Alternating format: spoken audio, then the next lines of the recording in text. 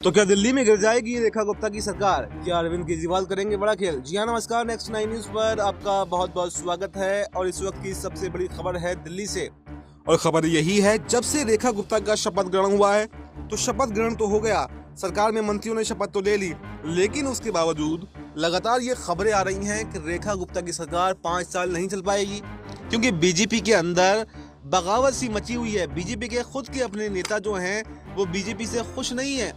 यहाँ पर सबसे बड़ा नाम प्रवेश वर्मा का है। प्रवेश वर्मा काफी ज्यादा नाराज दिखाई दे रहे हैं। इसके अलावा मोहन सिंह बिष्ट का नाम है, मनोज तिवारी का नाम है। जो बड़े नेता हैं जिनको मंत्री पद मिलने की उम्मीदें थी, अगर उनको नहीं मिला है तो ऐसे में ये कयास जरूर लगाए जा रहे हैं कि वो बड़ा झटका यहाँ पर बीजेपी को दे सकते हैं। लेकिन क्या बीजेपी का आला नेतृत्व है वो ऐसा होने देगा? क्योंकि 2014 के बाद से अगर देखें तो देश के किसी भी कोने में जहाँ पर बीजेपी की सरकार बनी है तो बीजेपी की सरकार में अभी तक बगावत नहीं देखी गई है। हालांकि इससे पहले का इतिहास उठा करके देखें तो पहले तो ऐसा हुआ है, लेकिन 2014 के बाद में बीजेपी ने अपने संगठन को इस तरह से मजबूत किया है कि कोई भी उनसे बगावत करने की सोचता भी नहीं है। लेकिन इस वक्त देखा जा रहा है कि सिर्फ ना सिर्फ दिल्ली में बल्कि हरियाणा में भी, राजस्थान में भी, मध्य प्रदेश में भी कई सारे ऐसे राज्य हैं जहां पर बगावती सुर दिखाई दे रहे हैं। तो क्या जो बम है वो एक साथ फूटने वाला है?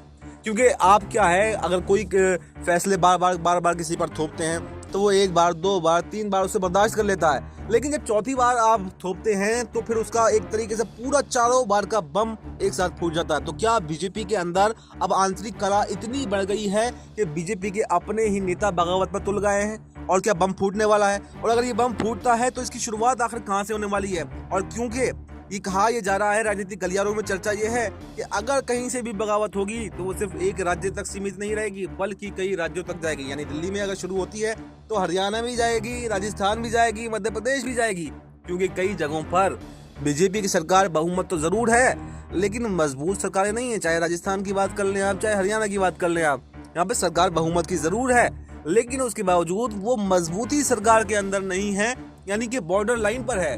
अगर जरा सारा भी कोई झटका मिलता है, बगावत होती है, तो यहाँ पर बीजेपी को अपनी ही जो गलतियां हैं उन पर पछतावा हो सकता है और बड़ा खामियाजा यहाँ पर भुगतना पड़ सकता है। तो फिलहाल इस खबर में इतना ही। इस पर आपको क्या कुछ कहना है कमेंट बॉक्स में अपनी राय जरूर बताएं और देखते रहें नेक्स्ट 9 न्यूज।